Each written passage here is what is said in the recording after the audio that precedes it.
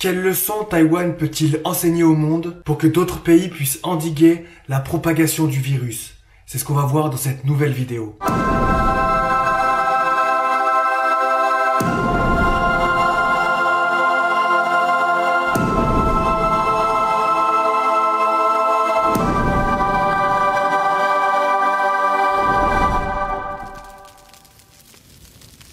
Bonjour la Fire Family, bienvenue dans cette nouvelle vidéo. J'ai mis un masque, mais comme je vous l'ai souvent dit pendant mes lives, le masque je l'ai pas porté beaucoup ici. Alors je suis à Taïwan et je suis un peu tout ce qui se passe dans le monde et notamment en France. Ça m'attriste de voir ce qui se passe en France. Bref, ça m'a même un peu déprimé. Donc là je suis à Taïwan et franchement Taïwan ça se passe super bien. Il y a quelques mois, vous étiez nombreux à m'envoyer des messages en me disant fais attention, il y a un virus, etc., etc. Vous étiez un peu inquiets parce que pour beaucoup Taïwan c'est la Chine et en tout cas c'est dans la même partie du monde et donc du coup tout le monde envoyait des messages et voilà et bon moi ça me faisait plaisir. Mais maintenant, c'est mes amis pompiers de Chine qui m'envoient des messages pour savoir comment ça se passe. Parce que la France, voilà, comme le monde, tout le monde est au courant de ce qui se passe actuellement en Europe et notamment en France. Un peu la risée ici. Enfin, quand j'en discute avec quelques Taïwanais, j'ai un peu honte de dire que je suis français et surtout de la façon dont la France a géré le virus. En sachant qu'ici, Taïwan, c'est l'un des pays asiatiques, c'est le pays asiatique qui a le mieux géré cette crise du coronavirus. Donc c'était pas prévu que je fasse une vidéo, je voulais quand même en parler, pour souligner un peu ce que Taïwan a fait, parce que je trouve que c'est vraiment important de le souligner. Et ils ont vraiment été exemplaires, franchement ils ont vraiment géré. Ici à Taïwan, il y a, à l'heure où je fais cette vidéo, il y a un peu plus de 50 cas. Entre 50 et 70 cas, je ne sais pas exactement, voilà, je crois que ça a dépassé les 70. En gros, il y a à peu près, il y a moins de 10 cas par jour. Donc voilà, c'est très peu pour un pays, Taïwan, c'est 23 millions d'habitants. D'accord, donc entre 50 et 70 cas, c'est vraiment pas beaucoup, il y a eu seulement un mort. Et en sachant que la plupart des cas, donc ça c'est vraiment intéressant, la plupart des cas c'est des Taïwanais, mais qui reviennent d'Europe. Voilà, donc en fait ils ont pas été contaminés à cause de la Chine, ils ont été contaminés à cause de l'Europe, parce qu'ils revenaient de l'Europe. Donc faut savoir que Taïwan a réagi vraiment très rapidement. Donc pour vous resituer le truc, Taïwan c'est une île, d'accord, c'est un pays, d'accord. La Chine considère que Taïwan c'est chinois, mais non, Taïwan c'est vraiment indépendant, c'est vraiment un pays indépendant. C'est une île, hein, vraiment au large, à 200 km de la Chine. Et quand ça a eu lieu au début du coronavirus, quand on commençait à en parler, c'était pendant le Nouvel An chinois, d'accord, là où ça a commencé vraiment à partir un peu en vrille. Faut savoir que le Nouvel An chinois, moi j'étais ici, hein, ça fait plusieurs mois, ça fait depuis septembre que je suis à Taïwan, et faut savoir que le Nouvel An chinois, c'est en février. Les Taïwanais désertent Taïwan, il y en a beaucoup qui partent en Chine. Parce que malgré que ce soit deux pays différents, il y a beaucoup de Chinois qui vivent à Taïwan et des Taïwanais qui travaillent en Chine, etc., etc. Bref, il y a vraiment beaucoup d'échanges à ce niveau-là. Et en fait, Taïwan était désert, vraiment désert. Et moi, je me rappelle parce que quand je sortais pour manger, moi je mange tout le temps à l'extérieur et tout était fermé, c'était incroyable. Donc je ne sais pas si c'était dû au coronavirus ou quoi, parce qu'ils ont vraiment réagi tôt. Et quand je lis les différents articles sur comment a réagi Taïwan, je me dis que ça se trouve, si tout était fermé, c'était pas que pour le Nouvel An chinois, mais aussi parce qu'il y avait cette crise du coronavirus. Bref, moi je trouvais plus à manger, c'était vraiment difficile pour moi de manger. Bon, ça c'est pas grave, hein. Du coup, qu'est-ce qu'on peut en tirer? C'est vraiment extraordinaire parce que du coup vous étiez nombreux à envoyer des messages. Fais gaffe Vincent, t'es à Taïwan, ça craint, tu devrais rentrer, etc., etc. Puis maintenant c'est l'inverse, c'est en Europe où il y a le plus de cas.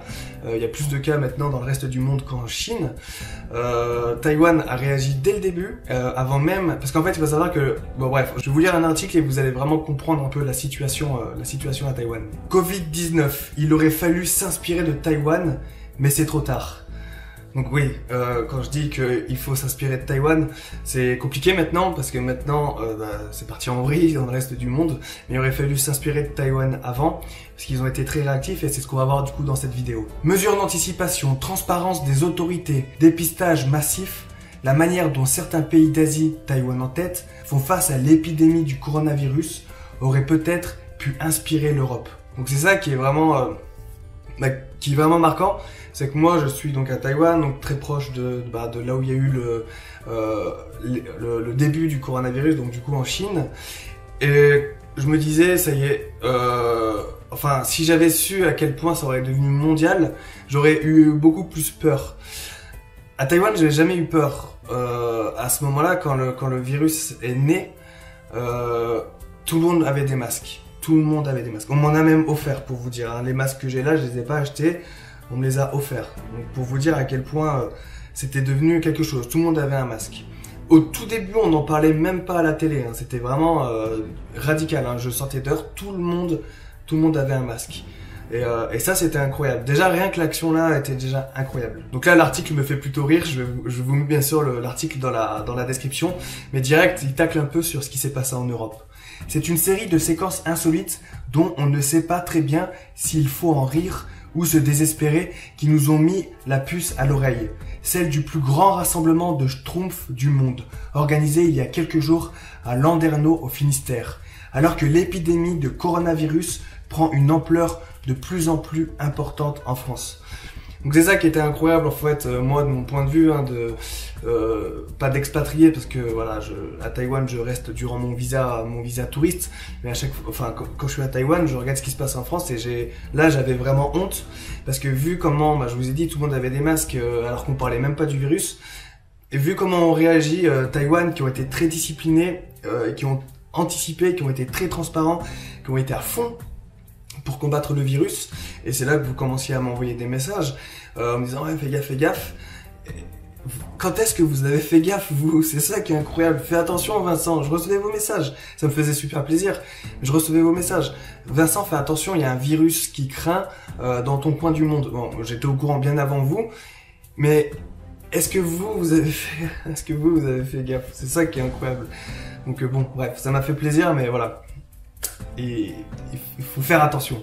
Et là, voilà, il souligne un peu rassemblement de schtroumpfs. C'est un peu ridicule.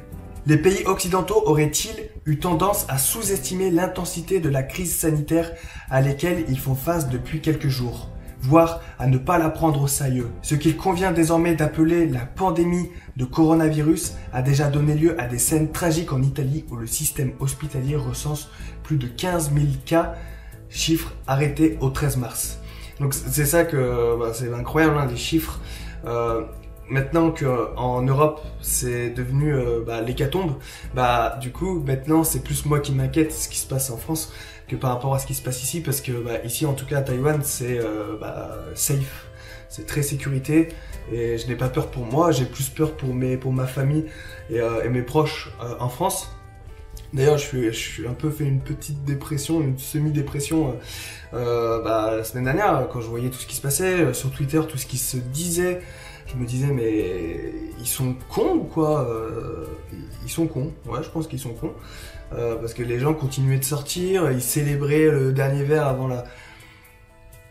Donc du coup moi ça m'étonne pas quand je vois ce qui se passe en France. C'est triste à dire mais ça m'étonne vraiment pas parce que pour le coup les Français n'ont vraiment pas été disciplinés. Transparence, dépistage massif ou encore utilisation des nouvelles technologies, il est malgré tout intéressant de se pencher sur ce que les gouvernements taïwanais, sud-coréens ou encore vietnamiens ont mis en place, parfois au prix de restrictions importantes de liberté. Tout horizon, non exhaustif, de quelques-unes de ces situations. Donc voilà, donc c'est ce qu'on va voir à peu près dans cette vidéo. Un peu tout ce qu'ils... Je pourrais jamais dire tout ce qu'ils ont fait parce que ils ont fait énormément de choses à Taïwan. Donc là, ils parlent aussi de la Corée et du Vietnam. Donc on va pas en parler dans cette vidéo. Je vais uniquement me concentrer sur Taïwan. Je vous mets bien sûr l'article dans la description si vous voulez le lire entièrement. Mais ouais, dès le début de la crise sanitaire, Taïwan a tout mis en œuvre pour pas qu'il se propage. C'était vraiment leur objectif. Taïwan, mesures d'anticipation et big data. Considéré comme le pays ayant le mieux su anticiper l'épidémie, Taïwan a pris très rapidement des mesures d'ampleur. Les citoyens chinois ont été interdits de séjour à partir du 6 février. Toutes les personnes en provenance des provinces du continent les plus touchées devaient rester cloîtrées chez elles pendant 14 jours. Encore plus drastique, un téléphone portable enregistrant leur position GPS leur étant remis pour que la police puisse observer leurs déplacements et s'assurer qu'ils ne s'éloignent pas de leur maison. Les vacances scolaires avaient aussi été prolongées de 2 semaines. Vous voyez, quand le virus a vraiment explosé, c'était du coup pendant le Nouvel An chinois, donc les Taïwanais étaient en vacances, et voilà, l'école a directement, vous voyez, directement, hein, c'est pas quelques semaines, quelques mois après, c'est directement, on repousse les vacances, enfin, on laisse les enfants quelques semaines de vacances supplémentaires pour pouvoir gérer la crise. C'est directement, ils n'ont pas réfléchi en fait. Ça, c'est vraiment incroyable. Aujourd'hui, étrangers et Taïwanais ayant voyagé dans les zones les plus touchées, Chine, Iran, Italie, se voient imposer le confinement à domicile. Depuis le 7 mars, tous les voyageurs en provenance de France, d'Allemagne et d'Espagne sont également invités à veiller à leur état de santé, en consignant leur activité quotidienne dans un carnet, en évitant les lieux publics et en portant obligatoirement un masque chirurgical en cas de sortie. Donc vous voyez là, quand on lit cet article, on se rend compte à quel point Taïwan étant un pays, un peuple discipliné, qui écoute le gouvernement, qui fait ce qu'on lui dit de faire, c'est pas ce qui se passe, c'est pas des Français. Et bien quand on lit ça, vous voyez les étrangers qui venaient, enfin les Taïwanais qui rentraient de l'Europe, et ben on leur disait vous êtes confinés chez vous pendant 14 jours. Et ils le faisaient. C'est ça qui est dingue, c'est que vous êtes confinés et ils se confinaient d'eux-mêmes. Voilà, d'eux-mêmes, tout simplement. Il n'y avait pas ils étaient obligés, il y a la police qui les mette en prison s'ils sont... Non, t'es confiné, t'es confiné. Le résultat est d'une redoutable efficacité. Au 13 mars, Taïwan ne compte que 49 cas sur son territoire pour une population totale de 23,5 millions d'habitants. Alors que l'île se situe à quelques 200 km des côtes chinoises et que des millions de travailleurs taïwanais vivent en Chine. Une performance inédite que la présidente Tsai Ing-wen revendique fièrement sur Instagram et Twitter en soulignant que Taïwan reste pourtant exclu de l'OMS, l'Organisation mondiale de la santé, depuis 2016 et des pressions politiques exercées à l'époque par Pékin. Donc voilà, pour revenir un peu à la politique ici, la Chine considère Taïwan comme chinoise, voilà. Mais sauf que Taïwan, non. Ils ont leurs propres élections, ils ont une présidente, le pays est autonome, indépendant, se gère, d'accord? Donc voilà, c'est un peu la crise entre les deux pays, d'accord? Par exemple, Taïwan, on n'a pas le droit de prononcer le mot Taïwan en Chine. Moi, quand je suis allé en Chine, là, récemment, en septembre et en novembre, vous savez, j'ai toujours les t-shirts pompiers et j'avais le drapeau taïwanais ici. Et on m'a dit non, cache-moi ce drapeau. Donc, Taïwan, vraiment, c'est censuré. Le drapeau taïwanais, il n'existe pas en Chine. D'accord, donc c'est vraiment la différence. Après, pour vous faire simple, étant donné que la Chine considère Taïwan comme chinoise, eh bien, Taïwan n'est pas considéré pour la grande partie du monde. Taïwan n'est pas considéré comme un pays, d'accord. Du coup, l'OMS, dans l'OMS, il y a tous les pays du monde. Mais il y a la Chine, mais il n'y a pas Taïwan, c'est la Chine, d'accord? Donc ça, c'est un peu la problématique. Du coup, ils sont pas dans l'OMS. Donc en fait, Taïwan s'est un peu senti exclu comme il n'était pas dans l'OMS. Mais on va voir plus tard que c'est ce qui finalement a été la force de Taïwan de ne pas être dans l'OMS. Parce qu'ils ont pu anticiper bien avant l'OMS. Et ça, on leur tire notre chapeau. Les infectiologues sont assez unanimes sur ce point. L'éclusion et le confinement ne sont efficaces que lorsqu'on réagit très vite. La clé de la réaction taïwanaise a justement été dans la rapidité et dans l'anticipation. Or, il y a énormément de scepticisme en France quand on a commencé à parler du coronavirus. Donc désormais, on fait de notre mieux, mais avec ce qu'on a. Voilà, c'est ce que je vous disais un peu avant. Moi, perso, j'ai vraiment honte de ce qui se passe en France, mais j'ai très honte. Et en fait, il y en a beaucoup, du coup, les personnes qui me contactaient, qui me demandaient comment ça allait, tout ça, bah, beaucoup plaisantaient. Fais gaffe quand tu vas croiser une chauve-souris, un peu, ça peut faire rire, mais voilà, quand on voit ce qui se passe maintenant en France, ben, je me dis que plutôt que de plaisanter, il aurait peut-être fallu prendre quelques dispositions. Il faut savoir que Taïwan a mis en place 124 mesures, même un peu plus je pense, mais l'article dit 124 mesures. Vous imaginez 124 mesures, je sais pas combien la France ont pris de mesures pour faire face au coronavirus, mais Taïwan depuis le début 124. Tous les jours, il y avait 2 ou 3 mesures qui étaient prises pour faire face à ce coronavirus. C'est génial. Pour comprendre le degré de mobilisation du pays, rappelons qu'en 2003, l'épidémie du SRAS avait touché 345 citoyens taïwanais et provoqué la mort de 73 personnes. Un épisode marquant qui a visiblement amélioré les capacités des autorités sanitaires locales. Donc en fait, il y a eu le SRAS en 2003, donc il faut savoir que 2003 c'était une autre époque, il n'y avait pas les réseaux sociaux, tout ça. Là on est en 2020, il y a les réseaux sociaux, l'information va très vite, circule très vite, etc. Donc c'est vraiment une autre époque. Mais en 2003, il y a eu cette épidémie du SRAS qui a vraiment traumatisé Taïwan, parce qu'il y a eu un foyer à Taipei, la capitale, il y a eu un foyer dans un hôpital qu'ils ont dû mettre en quarantaine et ça les a vraiment traumatisés. Et en fait, ils ont mis en place un bureau de crise contre ce genre d'événements, contre ce genre de catastrophe sanitaire. Donc ils ont mis en place ce bureau. Et en fait, quand il y a eu l'épidémie, quand ils ont entendu parler de l'épidémie, ils ont directement réuni le bureau et ils sont passés à l'action en fait. Donc en fait, ils ont tiré de leur faiblesse de 2003, où c'était un peu, tout le monde montrait du doigt à Taïwan. Ils ont tiré de cette faiblesse, ils en ont fait une force en fait. Donc ça aussi c'est beau à lire. Les Taïwanais disent aujourd'hui qu'ils ont si bien réussi parce qu'ils n'étaient pas membres de l'OMS. Donc c'est ça qui est intéressant, c'est que il y a l'OMS qui est censé, l'Organisation mondiale de la santé, qui est censée vraiment gérer.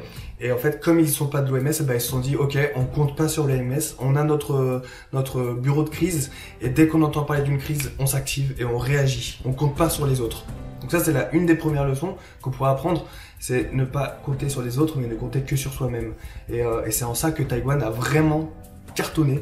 Et c'est trop bien. Cette prise de conscience rapide a par exemple permis l'accélération de la production de masques. À l'heure actuelle, Taïwan serait capable d'en produire environ 10 millions par jour. Mais pour éviter la pénurie, des mesures de régulation ont été prises dès la fin du mois de janvier. Interdiction des exportations, réquisition pour le personnel médical ou encore distribution de 2 masques par citoyen et par semaine au maximum. Concrètement, si le dernier chiffre de votre carte d'identité est impair, vous ne pourrez acheter votre masque que les jours impairs. Et si le dernier numéro de votre carte d'identité est pair, ce sera les jours pairs, indique le médecin Su Chai-ping à RFI. Vous voyez déjà directement, ils avaient accès, les Taïwanais avaient accès à la pharmacie aux masques 2 par semaine, à savoir qu'ils ont baissé au maximum le coût des masques, ils les ont fait à 16 centimes, donc vraiment pas cher pour que tout le monde puisse y avoir accès, et structuré aussi, toujours structuré dans le sens pair, c'est le jour pair, impair, c'est les jours impairs. Voilà, et c'est bien réfléchi. Il faut savoir aussi, en parlant des masques et des gels hydroalcooliques, la Poste, c'est une des mesures, il y en a plein des mesures comme je vous l'ai dit, et la Poste a été réquisitionnée, c'est-à-dire que la Poste allait chercher les masques dans les usines qui fabriquaient les masques, allait les chercher dans les cartons et allait les livrer dans les pharmacies, d'accord? Et sauf que les Taïwanais avaient l'ordre, et ça c'est la présidente qui l'a tweeté, et les messages sont passés en masse, dès que vous voyez les véhicules de la Poste, vous les laissez passer, priorité à eux. Donc les Taïwanais, dès qu'ils étaient dans leur véhicule, ils voyaient dans leur rétroviseur la Poste, ils les laissaient passer. Voilà, ça c'est vraiment une mesure, j'aurais du mal à imaginer de voir ça en France, où les gens laissent passer la Poste par exemple. J'ai vraiment du mal à imaginer ça en France. Taïwan a bloqué les arrivées de zones touchées et mis en quarantaine, mais Taïwan n'est pas bloqué. Face au coronavirus, Taïwan a eu une obsession, éviter l'arrivée et la propagation du coronavirus sur son territoire, afin de ne pas avoir à bloquer tout le pays. Écrit sur Twitter, Pierre-Yves Baudry, fondateur du site internet Lettres de Taïwan et expatrié à Taipei. L'Europe a laissé venir, risque de devoir tout bloquer et se fait bloquer. Et je dois le répéter, Taïwan a bloqué les arrivées de zones touchées et mis en quarantaine, mais Taïwan n'est pas bloqué. À part une rentrée scolaire décalée de 2 semaines et des salons commerciaux et grands rassemblements reportés, tout continue normalement. Voilà, ça aussi c'est incroyable, c'est que moi je l'ai vécu parce que j'ai voyagé pendant le coronavirus, je suis parti en Chine, au Japon, je suis parti en Australie, je suis revenu ici J'ai juste été contrôlé, comme depuis le début en fait, à chaque fois que je sors, on me prend ma température quelque part. À l'aéroport, je l'ai même pas vu, mais il y a les scanners qui nous scannent pour voir notre température. Et donc en fait, même sans m'en rendre compte, j'ai été contrôlé. Donc, et ça vraiment depuis le début quoi. Voilà, comme le dit l'article, en quarantaine mais pas bloqué. Dès que quelqu'un était suspicieux, quelqu'un était malade, il se mettait en quarantaine, on le mettait en quarantaine chez lui, à domicile pendant 14 jours. Donc c'est une autre gestion qui fait que le pays, moi, j'ai pas ressenti ce poids, et le pays Taïwan n'a pas eu à mettre le pays en quarantaine et dire à tout le monde de rentrer chez soi, de plus sortir dehors. Ça s'est fait un peu... les gens se protégeaient par eux-mêmes avec les masques quand ils sortaient, etc., etc. et se mettaient en quarantaine quand ils se sentaient mal. À Taïwan, il n'y a eu aucune panique. Tension, scène de panique, service hospitalier débordé. À Taïwan, toutes ces dispositions se déroulent effectivement dans une atmosphère de relative sérénité. Donc voilà ce que je pouvais dire à peu près sur le coronavirus ici à Taïwan. Hein. Vous êtes quelques-uns à m'avoir demandé comment ça se passait. Alors qu'est-ce qu'on pourrait en tirer? Qu'est-ce que le monde pourrait tirer de cette expérience taïwanaise? Donc déjà, il faudrait être alerte et proactif. C'est-à-dire qu'il faudrait réagir dès le début de la crise et pas attendre que la crise arrive. Et se mettre directement dans le pli et directement réagir. Là, au début de la crise, dès que la Chine a rendu compte à l'OMS qu'il y avait une épidémie inconnue qui était en train de se développer, Taïwan, dès que Taïwan était au courant de cette crise, ils sont directement passés à l'action. Les gens qui venaient de Wuhan étaient interdits, ils ont bloqué les avions directement, il y avait des contrôles, etc. Mais direct, début janvier, quoi. Ils ont vraiment été très très réactifs. Le deuxième point, ça serait de mettre en place un centre de commande, comme Taïwan l'a fait, un centre, ils appellent ça un commander center, donc en gros un centre où ils se réunissent et directement ils passent à l'action. Il faut savoir aussi que les Taïwanais, il y a des médecins taïwanais qui sont partis aussi directement au début de l'épidémie, ils sont partis directement en Chine pour apporter leur expertise. Ils ont vraiment été actifs à ce niveau-là également. Il faudrait également prendre des mesures rapides et décisives. Vous voyez, le 26 janvier, 5 jours après avoir confirmé son premier cas, Taïwan a interdit les arrivées de Wuhan plutôt que tous les autres pays. Et ils ont été très très très rapides. Voilà, prendre des décisions rapidement et vraiment être décisif. Utiliser la technologie pour détecter et suivre les cas. Ça aussi, c'est ce qu'on fait Taïwan. Des moniteurs de température ont déjà été installés dans les aéroports après l'épidémie de SRAS de 2003 pour détecter toute personne ayant de la fièvre. C'est ce que je vous ai dit. Dès que je suis arrivé à Taïwan, j'ai été contrôlé, mais sans même le savoir. Donc ça, c'est la technologie, mais il y a plein d'autres technologies que Taïwan a utilisées pour prévenir et combattre ce virus. Bien sûr, il faut assurer la disponibilité des fournitures, c'est-à-dire qu'il faut faire des masques en masse et bien les distribuer aux bonnes personnes. Aussi, quelque chose qui m'a un peu fait sourire jaune, quand il y a eu la grosse épidémie en France, en Chine, voilà, il n'y en avait pas encore en France, les Français ont envoyé 17 tonnes de matériel, donc de masques, de combinaisons, etc., etc., à la Chine. Donc voilà, ça c'est quelque chose que Taïwan s'est interdit. Ils se sont dit, on garde nos masques parce qu'on en aura besoin. Et donc la France a voulu être gentille en leur donnant par solidarité des masques, mais maintenant, ils en auraient eu grand besoin, je pense. Éduquer le public. Le gouvernement a également demandé à des stations de télévision et de radio de diffuser des messages d'intérêt public toutes les heures sur la façon dont le virus se propage.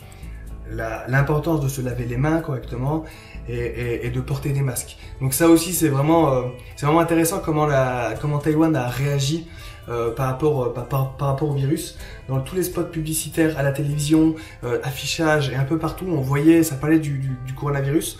Donc pour éduquer le public à avoir les bonnes règles d'hygiène, en France ça arrivé quand même assez tardivement. À savoir ici que c'est une éducation de porter le masque. Dès qu'ils sont malades, ils mettent le masque directement. Dès qu'ils ont un peu peur, ils mettent le masque assez facilement ici.